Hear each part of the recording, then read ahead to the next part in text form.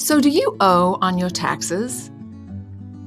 This can come as a surprise and can be a little intimidating, but it's not as scary as you think.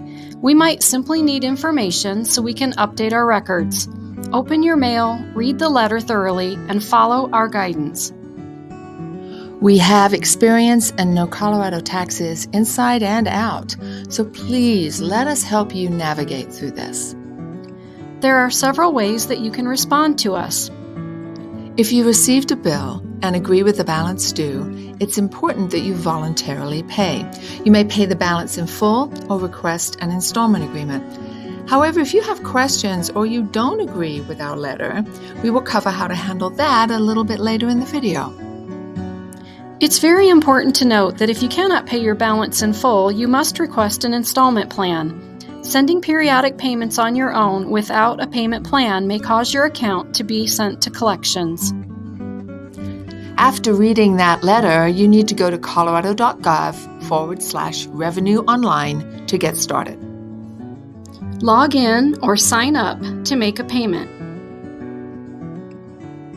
One great option is to pay it in full without setting up an agreement at all.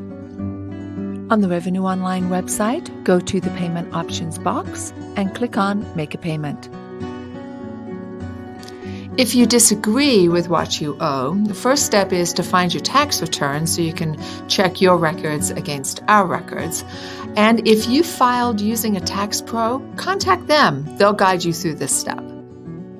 If you find that you do need to file a protest, click the File a Protest link in Revenue Online. The Revenue Online website has easy step-by-step directions that will guide you through this process. Ugh! Are you having problems?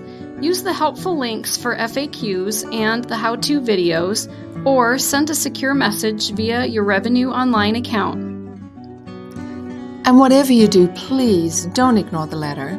Be sure to read the letter, then go online to pay, request an installment plan, ask questions, or to file a written response.